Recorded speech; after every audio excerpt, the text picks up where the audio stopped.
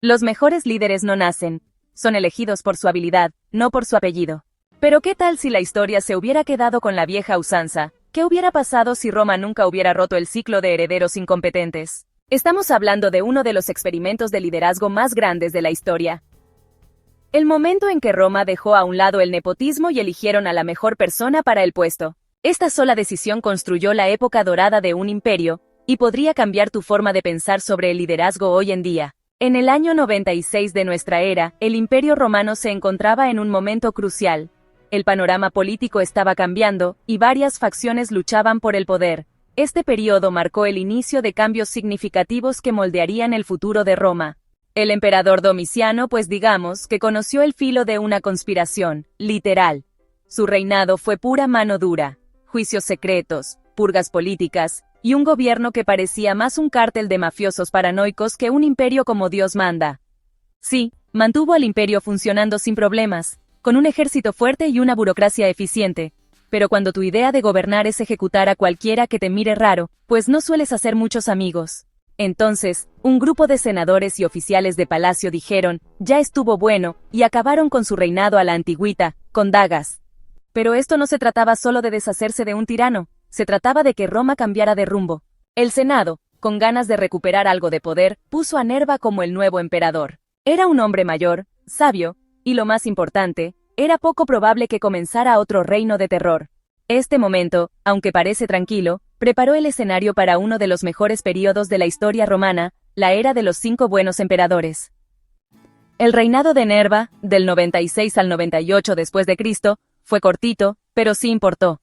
Él sabía que Roma necesitaba estabilidad después del desastre que dejó Domiciano, así que se enfocó en hacer la paz. Se acabaron los juicios de traición paranoicos, los exiliados fueron llamados de vuelta, y las relaciones con el Senado mejoraron. Hasta metió mano en las finanzas para ayudar a la raza de abajo. Pero aunque los políticos estaban contentos, había un problema: la guardia pretoriana de élite de Roma. Estos tipos habían sido los perros de ataque personales de Domiciano, y no estaban muy contentos de que su antiguo jefe hubiera sido asesinado. Nerva, que de por sí no era militar, batalló para mantenerlos a raya. Así que, hizo algo revolucionario. Adoptó a un general, fuerte y respetado como su heredero, Trajano. Esto no se trataba solo de mantener la paz. Este fue el momento en que Roma abrazó por completo la elección de gobernantes, basada en la habilidad en lugar del nacimiento. Y así, sin más, el imperio estaba a punto de entrar en su época dorada. Trajano tomó el poder en el año 98 después de Cristo, y Roma nunca miró hacia atrás. Si Nerva era el mero sabio, el que puso todo en marcha, Trajano era el héroe de acción, el que aprovechó todo al máximo. Con él, Roma alcanzó su mayor extensión territorial, extendiéndose desde Britania hasta Mesopotamia. Sus campañas en Dacia, lo que hoy conocemos como Rumania, no fueron solo cuestión de gloria militar, sino que llenaron las arcas de Roma de oro. Y hablando de lana, no la guardaba, la gastaba, pero con cabeza. La Roma de Trajano era una ciudad de proyectos grandiosos: caminos, acueductos, edificios públicos.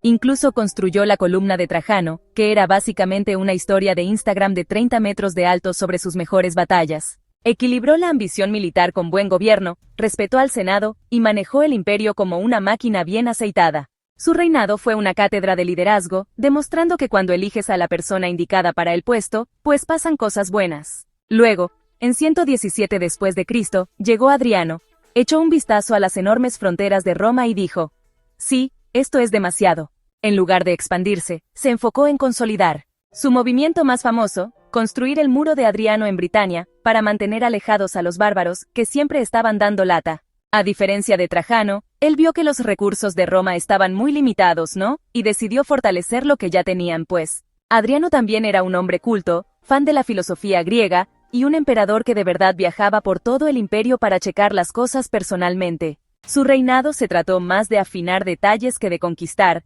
demostrando que a veces, el mejor liderazgo no se trata de ir siempre a la carga, sino de saber cuándo mantener la posición. Antonino Pío le siguió en 138 después de Cristo, y si Adriano era el chico del mantenimiento del imperio, Antonino era el mero, el jefe tranquilo que mantenía todo funcionando como relojito. Su reinado fue pacífico, estable, y siendo honestos, medio X. Pero ese era precisamente el punto. A veces, el mejor liderazgo es saber cuándo dejar las cosas como están. Y funcionó.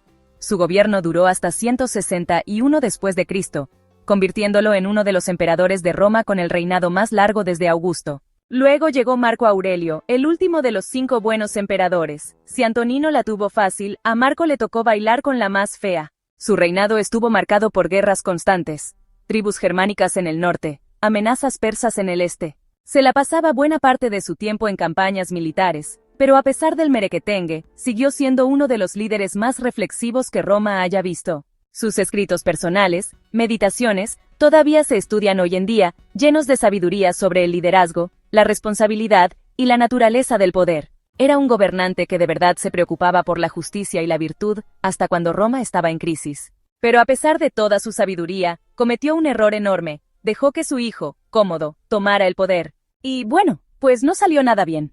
Cómodo subió al trono en 180 después de Cristo, y así como así, la época dorada de Roma se vino abajo. Donde sus antecesores gobernaron con sabiduría y moderación, Cómodo trató al imperio como si fuera su patio de recreo.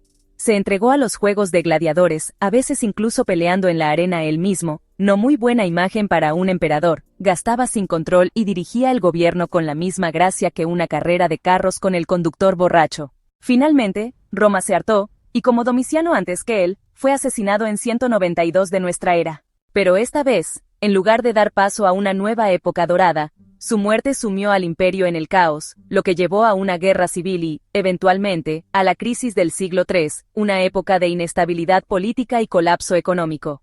La época de los 5 buenos emperadores demostró que el liderazgo no se trata de herencia, se trata de escoger a la persona correcta para el puesto.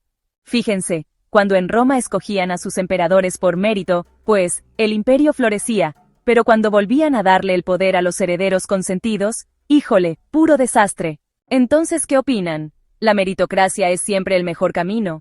¿O la época dorada de Roma fue solo un golpe de suerte?